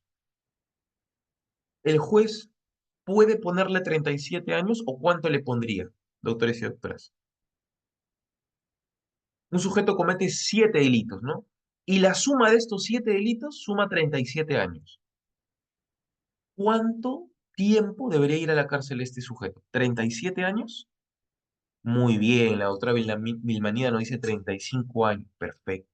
El doctor Isaías, muy bien, perfecto, 35. Y eso es por una obligación legal que está en el propio decreto legislativo, que es el Código Penal, que obliga o que impone el juez a poner ese tope máximo, ¿no? Y existe otro criterio. En caso, en caso, un sujeto cometa tres delitos, ¿no? Y la pena máxima de ese delito sea 10 años, el tope máximo es el doble de la pena más grave. Si la pena más grave es 10 años, ¿cuál sería el doble de 10 años? 20, ¿cierto?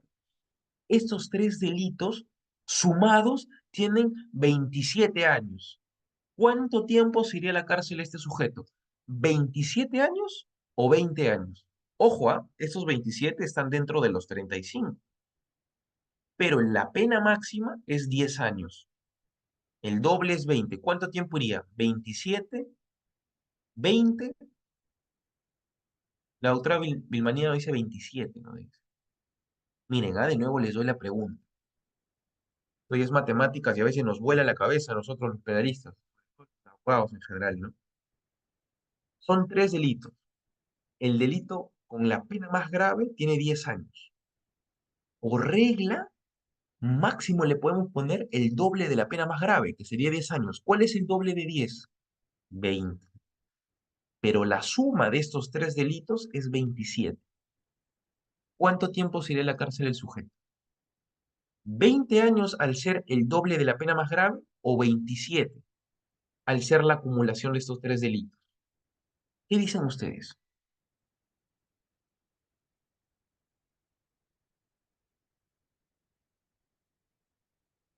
¿20 o 27?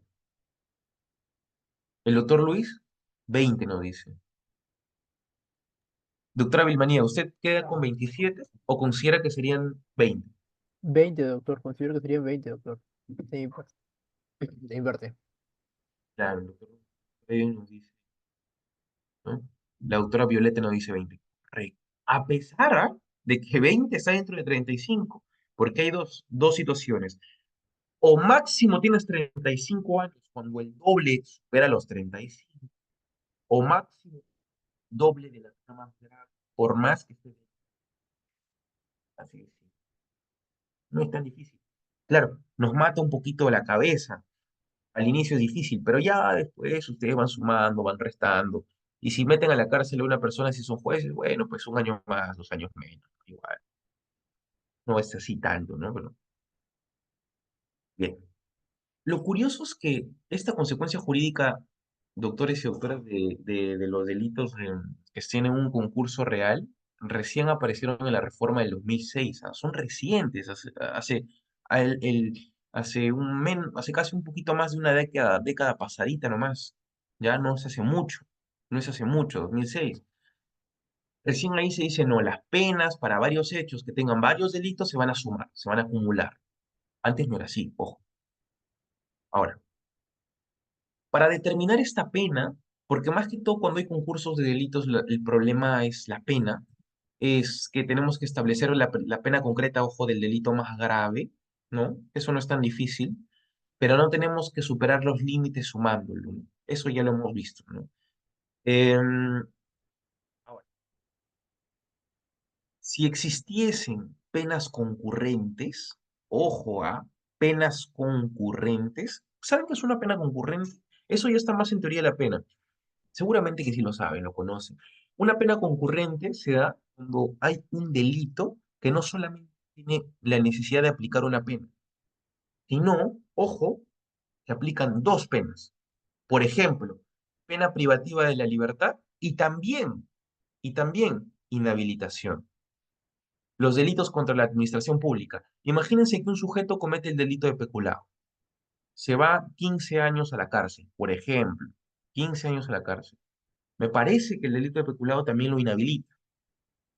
¿Se aplican las dos penas o solo una de las dos? ¿Qué opinan ustedes? O en el delito de colusión, inhabilitación y pena privativa de libertad.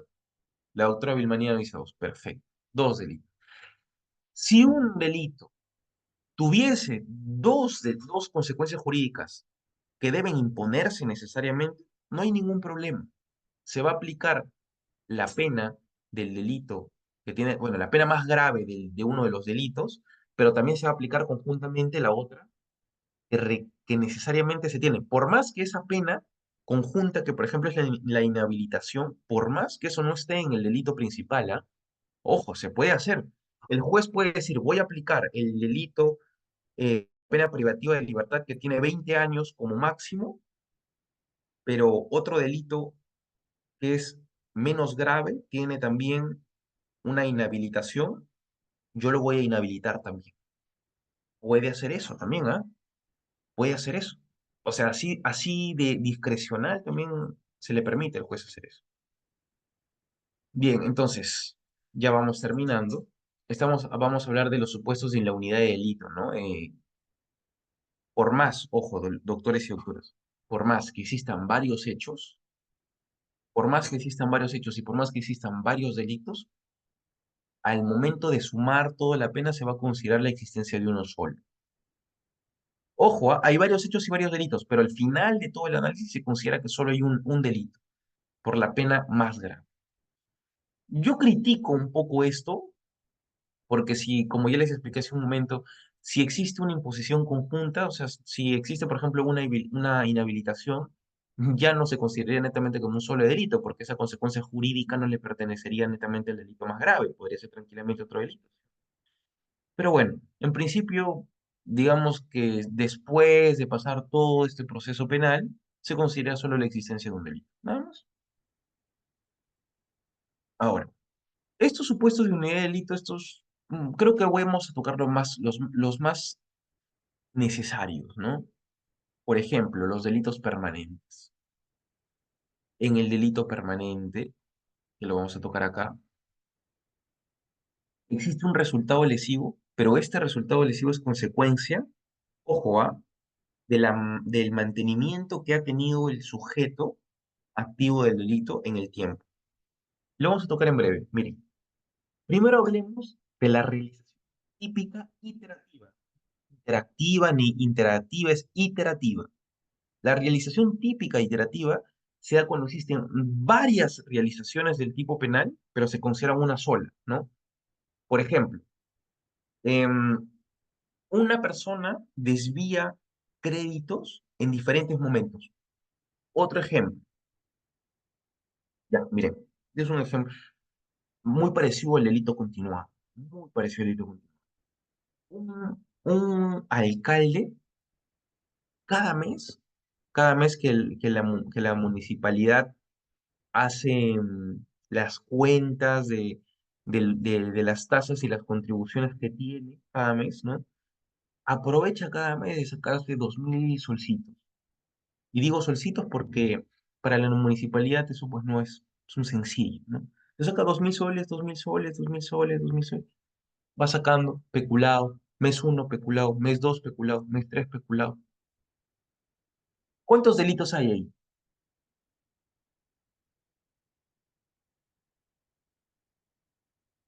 ¿Qué me dicen, doctores? Doctores, un alcalde va sacando cada mes dinero de la municipalidad, para que no se den cuenta, ¿no? Cada mes saca, porque también cada mes se incrementa el patrimonio del erario público. Mes uno, en enero, febrero, marzo, abril, hasta octubre, 10 veces lo hace. ¿Cuántos delitos hay ahí? La doctora Marilyn dice es un solo delito continuado, un delito. Correcto. Por más que haya 10 veces el mismo delito, se considera que solo hay un delito. Ojo, varios hechos, pero solo un delito. La realización típica sucesiva es cuando la continuación de un hecho delictivo se da en varias etapas para llegar a un resultado final. Por ejemplo, declaraciones falsas sucesivas para reducir una deuda tributaria. Es una persona va generando declaraciones falsas. Hace una, hace dos, hace tres, y va en el tiempo reduciendo una deuda tributaria que tenía, ¿no? Para luego generar un delito principal, el delito de evasión de impuestos, por ejemplo. Los delitos permanentes. Estos de acá traen un poquito, son más conocidos, pero justamente son más conocidos porque traen un poquitín más de dificultad, que son los delitos cuyo resultado lesivo se mantiene en el tiempo por una acción voluntaria mantenida. ¿Qué significa eso? Cuando hablamos de delitos permanentes no hay concurso, salvo haya, es curioso, ¿no? Porque podría haber un concurso ideal, no tanto un concurso real, porque es solo un momento, ¿ya? El secuestro. Imagínense que una persona está secuestrada 3 días.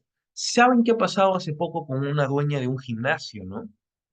En la que la habían secuestrado. Salió en la televisión, salió en los periódicos. No sé si está acá en el periódico, pero no recuerdo cómo se llamaba. Pero fue un caso muy sonado. Una dueña de un gimnasio la secuestraron e incluso había fotos en las que se le había cortado un dedo, pero cuando le encontraron, felizmente tenía la mano completa. Mi pregunta es, imagínense que estuvo 3 días, creo que estuvo más, pero imagínense, creo que estuvo 2 semanas, me parece, pero imagínense el caso de que hay una persona que está 2 días. ¿Cuántos momentos el juzgador podría aplicar analizando este hecho, dos hechos o tres hechos por ser 3 días, o solo un hecho en el secuestro? Una persona está secuestrada 3 días. ¿Cuántos momentos hay para analizar?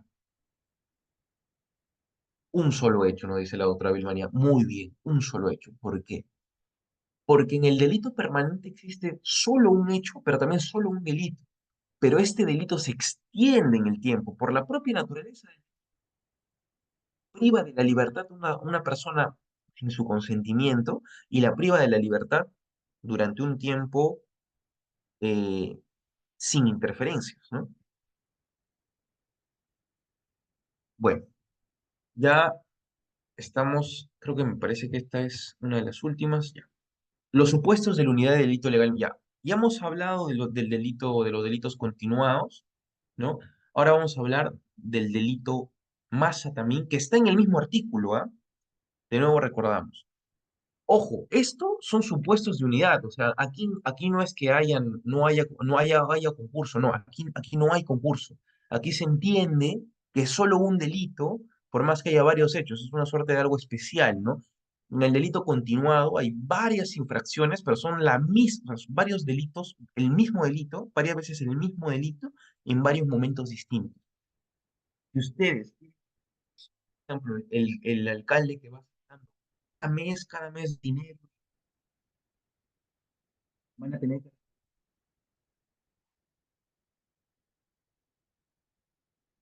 voy a tener que el artículo 49. Clarísimo el artículo 49, ¿no? ¿Quieren ir al delito masa?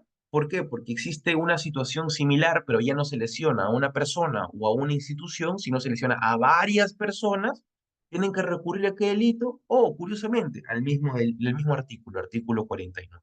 Lo mismo, lo mismo. La única diferencia entre el delito continuado y el delito masa, bueno, una de las únicas es que en el delito continuado normalmente se vulnera a una sola persona y en el delito masa existen más sujetos perjudicados o más víctimas en todo caso, ¿no? Más sujetos pasivos. Bueno, el sujeto perjudicado y pasivo se diferencian en teoría de delito, pero digamos, en el delito masa, el sujeto perjudicado es plural. Hay varias personitas que han salido perjudicadas, ¿no? Y en los delitos colectivos es que se da la realización continua de una actividad productiva, comercial o profesional. Esto es un poco más de contexto, ¿no? Un delito colectivo es el caso del médico que va estafando, que no es médico, es abogado en la mañana y médico en la noche, o médico en la tarde, va estafando a varias personas de manera colectiva, ¿no? Pero más por el contexto es un delito colectivo que tanto un delito más, porque igual tiene el mismo modo operandi para todo, ¿no? Ahora, ¿qué sucede ya? Con esto terminamos. ¿Qué sucede si hay una persona que está en un proceso penal, ¿no? En ese proceso penal se identifica que esa persona tenía tres delitos: homicidio, estafa y robo agravado. Ranqueadazo el pata, ranqueadazo. Pero se descubre que además de eso tenía otros delitos, como por ejemplo violencia familiar, como por ejemplo lesiones graves agravadas. ¿Qué sucede? ¿Se lleva en otro proceso o se puede llevar en el mismo proceso? ¿Se puede adherir esos delitos al proceso en principio, sí o no? ¿Qué dicen ustedes? Miren, ¿ah? Una persona es un delincuente que está por homicidio, por estafa y por robo agravado. Pero en la etapa intermedia, por ejemplo, se descubre que este mismo sujeto había tenido otros delitos: lesiones y agresiones contra la mujer e integrantes del grupo familiar. ¿Se deberían llevar en dos procesos distintos o puede llevarse en el mismo proceso primigenio? ¿Qué opinan ustedes?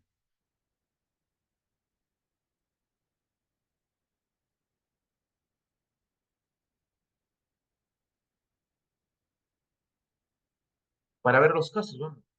Ya para ver los casos. Se suma en el mismo proceso, se suma en el mismo perfecto. Eso está en el artículo 51.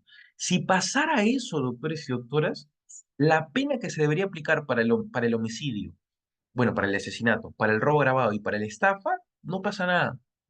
Entran los otros dos delitos, que serían lesiones y agresiones contra el grupo familiar, y se suman las penas.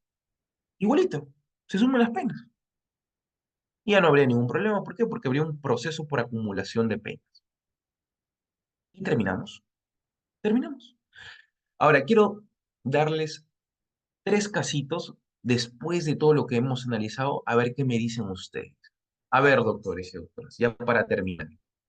Tres casitos simples, ¿ah? Tres casitos simples. Primer caso, a ver si me ayudan. María, quien trabaja como cajera en una tienda, es cajera de una tienda, decide quedarse con una cantidad de dinero que los clientes pagan en efectivo. Se le está hurtando a la tienda, ¿no? Y para ocultar su acción, altera los registros contables de la tienda. La pregunta es, ¿la conducta de María puede subsumirse en el delito de apropiación ilícita y en el de falsificación de documentos? ¿Sí o no? ¿O solo en uno? ¿O en los dos? Después de todo lo estudiado, ¿qué opinan ustedes? ¿Apropiación ilícita y falsificación de documentos? ¿O solo apropiación ilícita o solo falsificación de documentos? ¿Qué opinan ustedes? Bien, ya tenemos respuestas. La doctora Vilmanía nos dice los dos. En los dos, doctor. Doctor Edu nos dice los dos. El doctor Luis nos dice solo uno. La doctora Violeta en ambas. El doctor dice solo uno. Miren, ya tenemos dudas, ya disímiles, ¿ah? Disímiles. A ver, Luis y Isaías, ¿en cuál ustedes lo encuadrarían? ¿En el de apropiación ilícita o en el de falsificación de documentos? Sí, sí, pues.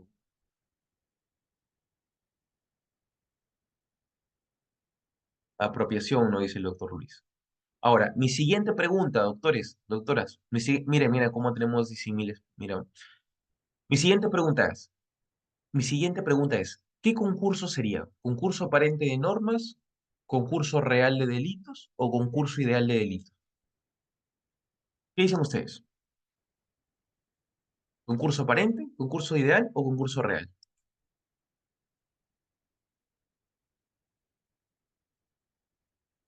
El doctor José nos dice concurso real. La doctora Milmanía nos dice concurso real. La doctora Violeta nos dice concurso real. La doctora Marilí igual, concurso real. Miren, miren los hechos, ¿ah? María trabaja, ¿no? En una tienda, ya, y hurta dinero, ¿no? Digamos hurta, se lleva dinero. Y para ocultar esto, falsifica los registros contables. Apropiación o falsificación. Yo les voy a decir. En este caso, se aplica el principio de consunción. Sería un caso netamente el análisis del principio aparente de leyes, porque es aparente, nada más.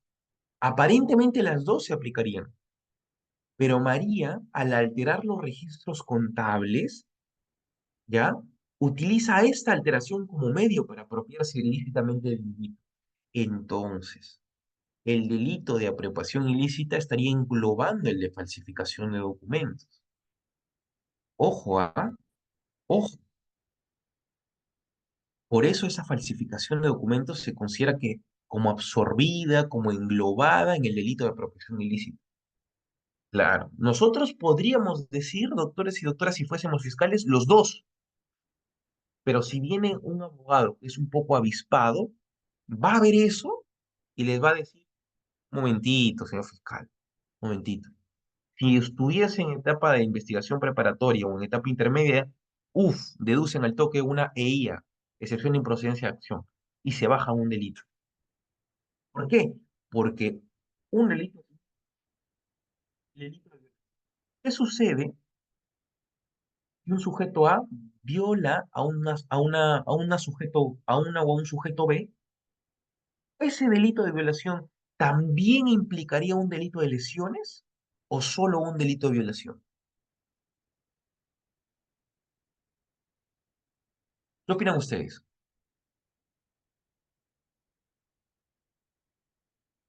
La doctora Vilmanía dice solo un delito. Muy bien, solo un delito. Igual en este caso, que un delito medio introduce de manera distinta, más bien lo engloba.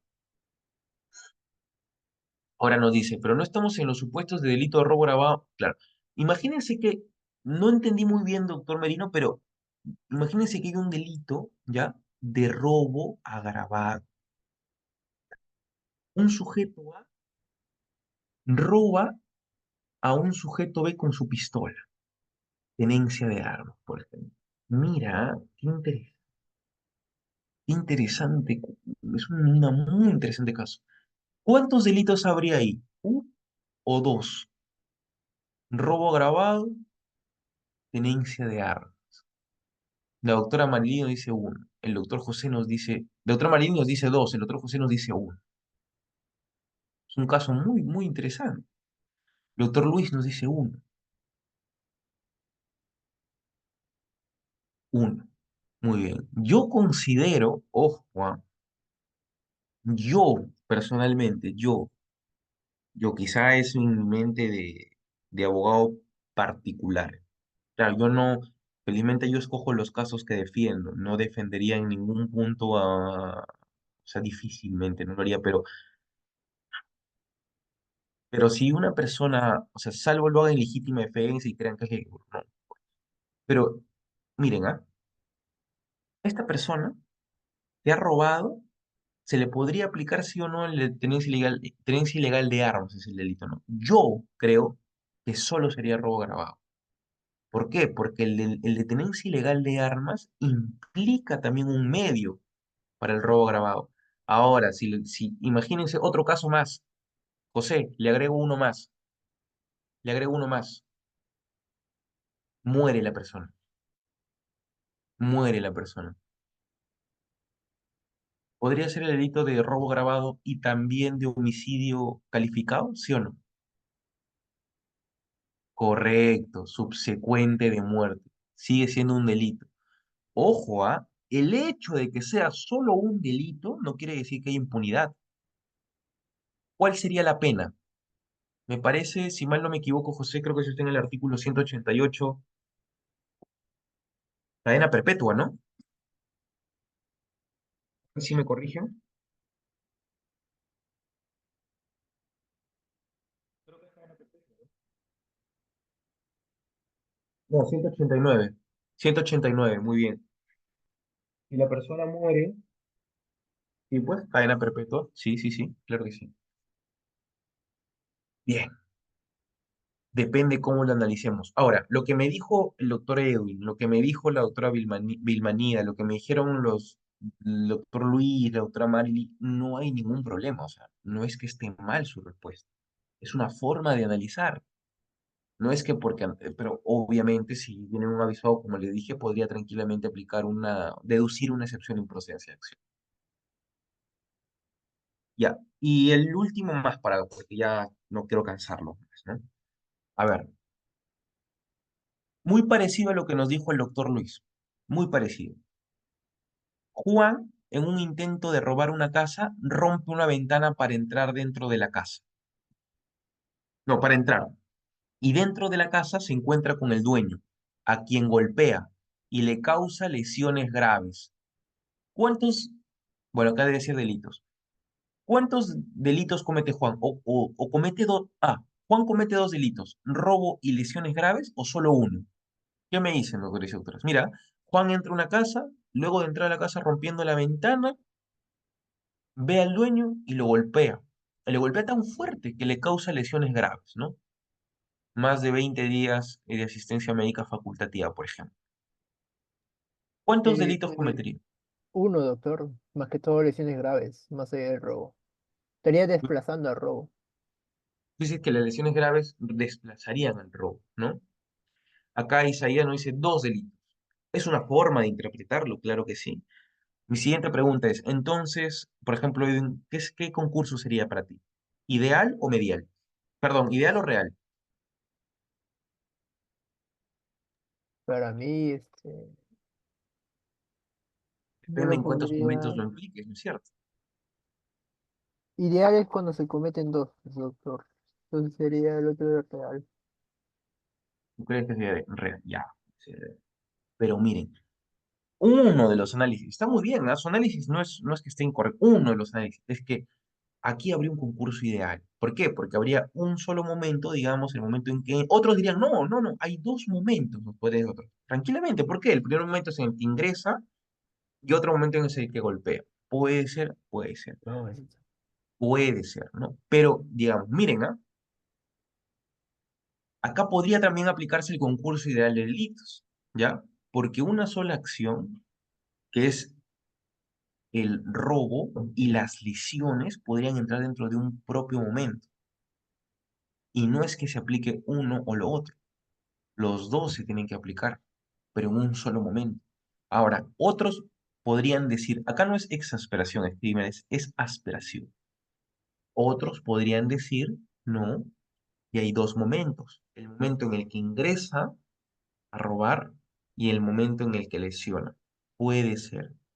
Otros, ojo, otros pueden decir, no, acá hay un concurso aparente enorme, solamente basta uno, robo nomás.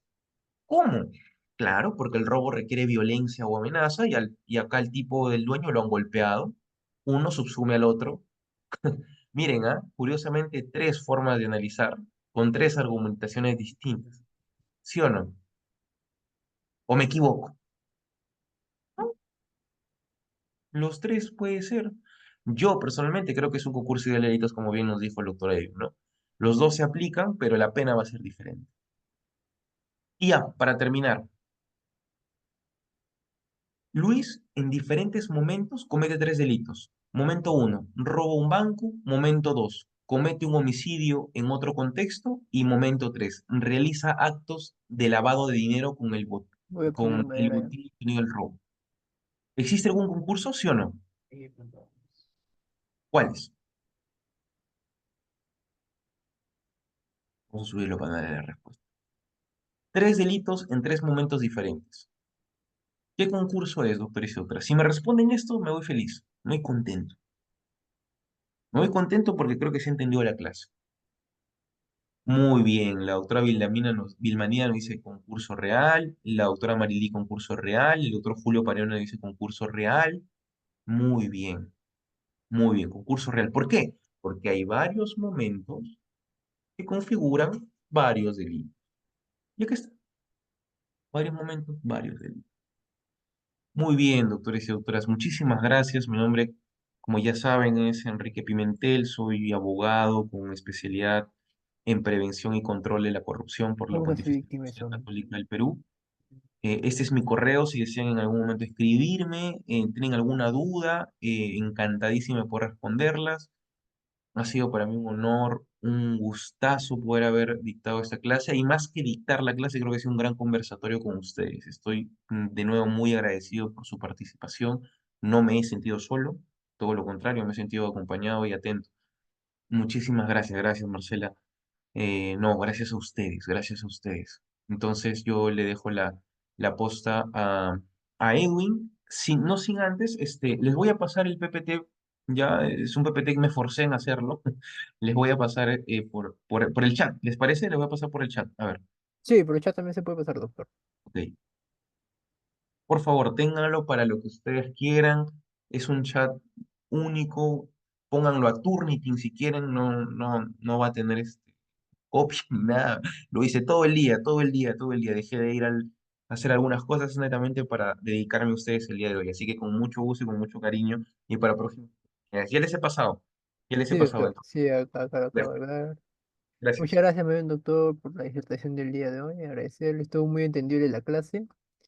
Y creo que no solo para mí, para todos los chicos que han estado el día de hoy, fue muy entendible, muy comprensible de su parte. Y espero tenerlo nuevamente en nuestra asociación a una futura clase y verlo nuevamente con usted dando una nueva disertación. Muchas gracias. Tenga buenas Gracias. noches. Muchas gracias. Permiso, nos vemos.